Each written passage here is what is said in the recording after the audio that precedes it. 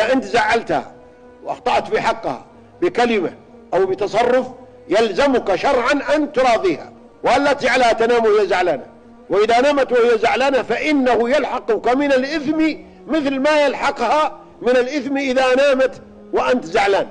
لأن الله يقول ولهن مثل الذي عليهن بالمعروف، المعاملة واحدة. بعدين قال وللرجال عليهن درجة، الدرجة هنا درجة القوامة والمسؤولية لا درجة الأفضلية في التعامل، لا، الأفضلية كلها سواء، الناس سواء، النساء شقائق الرجال والمرأة هي شقيقة الرجل، ولا ينبغي أن يشعر الإنسان بالاستعلاء ولا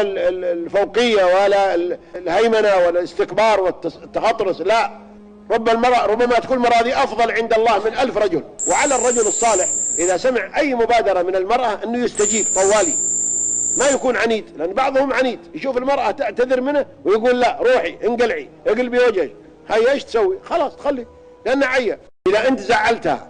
وأخطأت في حقها بكلمة أو بتصرف يلزمك شرعا أن تراضيها وألا تجعلها تنام وهي زعلانة، وإذا نامت وهي زعلانة فإنه يلحقك من الإثم مثل ما يلحقها من الإثم إذا نامت وأنت زعلان،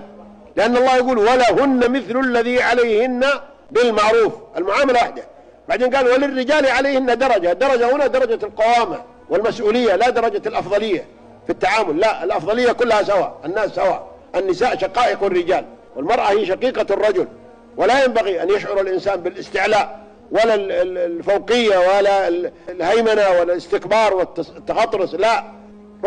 ربما تكون مراضي أفضل عند الله من 1000 رجل. وعلى الرجل الصالح إذا سمع أي مبادرة من المرأة أنه يستجيب طوالي، ما يكون عنيد، لأن بعضهم عنيد يشوف المرأة تعتذر منه ويقول لا روحي انقلعي اقلبي وجهك، هاي ايش تسوي؟ خلاص تخلي، لأنها عية. إذا أنت زعلتها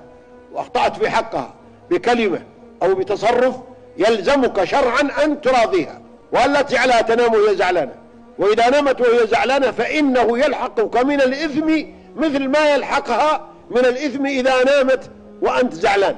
لأن الله يقول ولهن مثل الذي عليهن بالمعروف، المعاملة واحدة. بعدين قال وللرجال عليهن درجة، الدرجة هنا درجة القوامة والمسؤولية لا درجة الأفضلية في التعامل، لا، الأفضلية كلها سواء، الناس سواء، النساء شقائق الرجال والمرأة هي شقيقة الرجل، ولا ينبغي أن يشعر الإنسان بالاستعلاء ولا الفوقية ولا الهيمنة ولا الاستكبار والتغطرس، لا، ربما تكون مراضي أفضل عند الله من 1000 رجل. وعلى الرجل الصالح إذا سمع أي مبادرة من المرأة أنه يستجيب طوالي، ما يكون عنيد، لأن بعضهم عنيد يشوف المرأة تعتذر منه ويقول لا روحي انقلعي اقلبي وجهك، هاي ايش تسوي؟ خلاص تخلي، لأنها عية. إذا أنت زعلتها وأخطأت في حقها بكلمة أو بتصرف يلزمك شرعا أن تراضيها وألا تجعلها تنام وهي زعلانة، وإذا نامت وهي زعلانة فإنه يلحقك من الإثم مثل ما يلحقها من الإثم إذا نامت وأنت زعلان، لأن الله يقول ولهن مثل الذي عليهن بالمعروف، المعاملة واحدة. بعدين قال وللرجال عليهن درجة، الدرجة هنا درجة القوامة والمسؤولية لا درجة الأفضلية في التعامل، لا، الأفضلية كلها سواء، الناس سواء، النساء شقائق الرجال والمرأة هي شقيقة الرجل، ولا ينبغي أن يشعر الإنسان بالاستعلاء ولا الفوقية ولا الهيمنة ولا الاستكبار والتغطرس، لا، ربما تكون مراضي أفضل عند الله من 1000 رجل. وعلى الرجل الصالح إذا سمع أي مبادرة من المرأة أنه يستجيب طوالي، ما يكون عنيد، لأن بعضهم عنيد يشوف المرأة تعتذر منه ويقول لا روحي انقلعي اقلبي وجهك، هاي ايش تسوي؟ خلاص تخلي، لأنها عية. إذا أنت زعلتها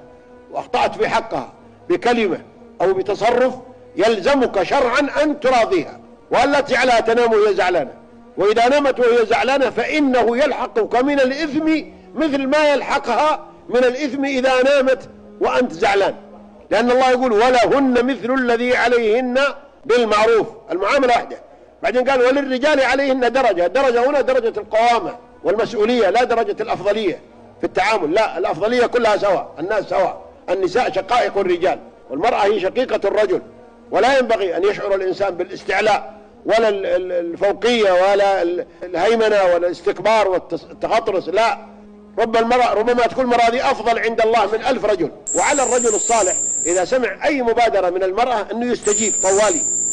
ما يكون عنيد، لأن بعضهم عنيد يشوف المرأة تعتذر منه ويقول لا روحي انقلعي اقلبي وجهك، هاي ايش تسوي؟ خلاص تخلي، لأنها عية. إذا أنت زعلتها